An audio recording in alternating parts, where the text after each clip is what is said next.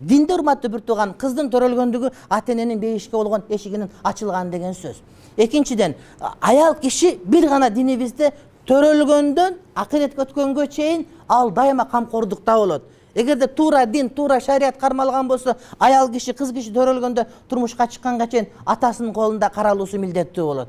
Эгер атасы жок болсо, агасы, нинисинин колунда болуш керек. Эгер ал жок болсо, ал өзүн бакканга милдеттүү эмес, ал аял заты болгон үчүн аны мамлекет багууга милдеттүү. Турмушка чыккандан күйөөсү өлүп калса, балдары бир туу айтор, аял киши төрөлгөндөн өлгөнгө чейин өзүн багууга милдеттүү эмес, урматтуу бир тууганым. Аны дайыма бирөө багат. Бул бир гана биздин динибизде бар. Эми туура бизди бакпай атат дейсиңер. Кана десе, мына ошолор тарбиялаш керек. Туура азыр биз силерди бакпай атат, бирок силер бага тургандарды тарбиялашыңар керек. Биз динди айтып атабыз, жеткирип атабыз, алар үйрөнүп атышат. Бирок биз жүрүп атпайбызбы? Жүрөбүз Южный Кореяда, жүрөбүз Россияда, жүрбөгөн жери жок. Америкага барсаң, жанагыдай тракт айдап жүргөн аялдарыбыз жүрөт. Кана бизди бакканы дейт.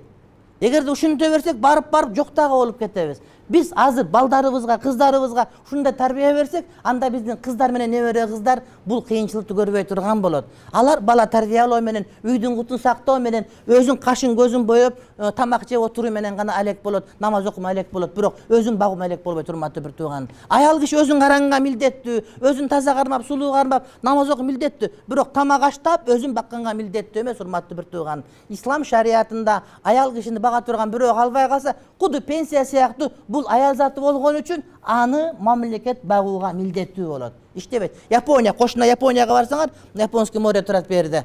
Ayerde эгерде бир аял 2 балалуу болуп, 2 баланы 18ге чыгарса, болду, өмүр бою иштебейт аяктан. Анткени бул аткарды миссиясын. Япон элинде 2 адам тарбиялап берди, болду, бул өмүр бою багылыш керек деген сөз да.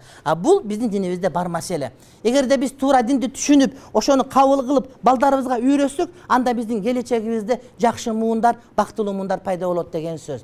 Андан кийин пайгамбар алейхиссалам айтат: "Аль-джаннату тахта aqdamil ummahat", 5 энелердин таман астында дейт. Аталардын, чоң аталардын, тай аталардын, тайкелердин, байкелердин, братандардын деген жери жок, только энелердин таман астында дейт, урмат. 5 эненин таман астында. Атанын деген текст жок, эненин таман астында. Эне ыраазы болсо 5ке барасың, эгер эне ыраазы болбосо 5ке бара албай каласың деген сөз. Эне 5 таман астында. Ошо эне силерсиңер. Балким турмушка чыга элек бирөө, барбы энесиң келечекте сен. Сен чоң энесиң, тай энесиң, эне бардыгын камтыйт. Чоң энени камтыйт, тай энени камтыйт, эне аял затынын бардыгын камтыйт.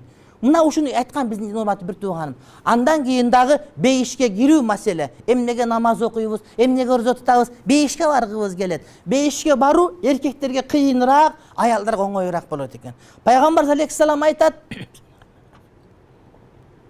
"Сууну 3ке бөлүп ичиш керек. Суу ичкенде Бисмиллахир-рахманир-рахим деп бир уташ керек.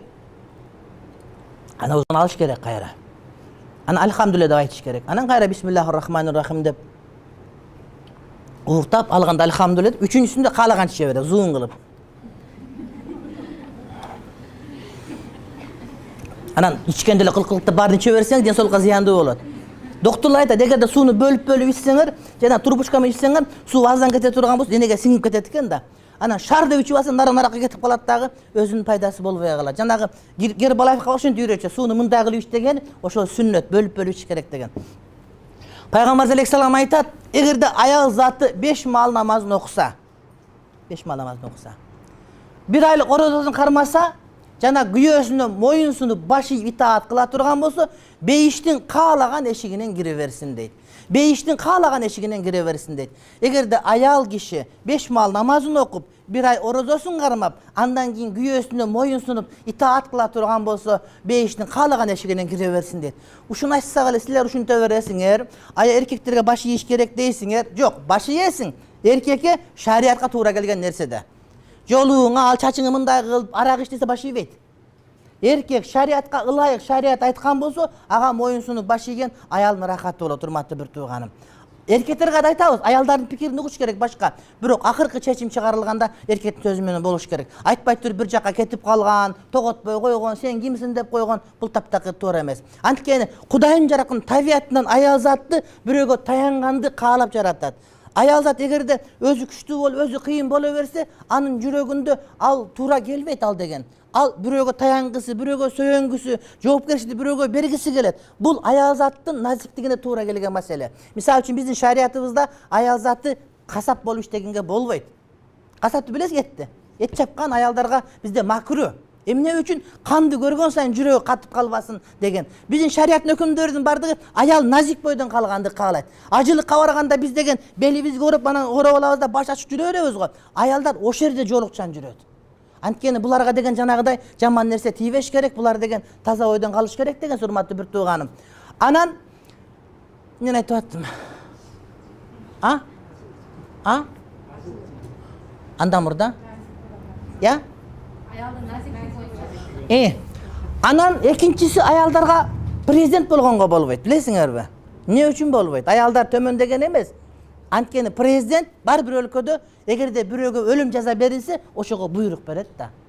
Анан акыркы жоопкерчилик болгондугу үчүн. Анткени аялга жоопкерчилик берсек, ал акыркы чечим кабыл алып калганда бардына баш жоло турган болгондо өзүнүн назиктигин жоготуп коет. Аялдын эң чоң байлыгы бул назиктиги болуп турат да. Аялдык касиет. Аял деген аялуу деген сөз. Ошон үчүн урматтуу бир туугандар, аялдар дайыма башка бирөөгө таянгысы, жөлөнгүсү келет. Ошон үчүн биз дагы жанагыда кыздарыбызга башкага үйрөткөндө, ошол күйөөсүнө таянган, жөлөнгөндө үйрөтүп чыгара турганбыз жакшылык болбосун. Аял башкара берсе, күйөө башкара берсе, анда үй бүлөдө ынтымак, тынчтык толугу менен кетип калган болот. Демек 5 мал намазын окуса, орозосун кармаса, жана күйөөсүнө моюн сунуп баш ие турган болсо, албетте күйөөсүнүн буйруктары кандай болуш керек? Динге ылайык келген, арам ишке эмес, шариатка туура келген нерсе болуш керек. Анан жөн эле тестеңдей бере турган болсо, анда ал үйдө ынтымак, кадыр бар, урматтуу бир туугандарым, кетип кала турган болот. Ал эми эркектерге мынтип айтпаптыр да.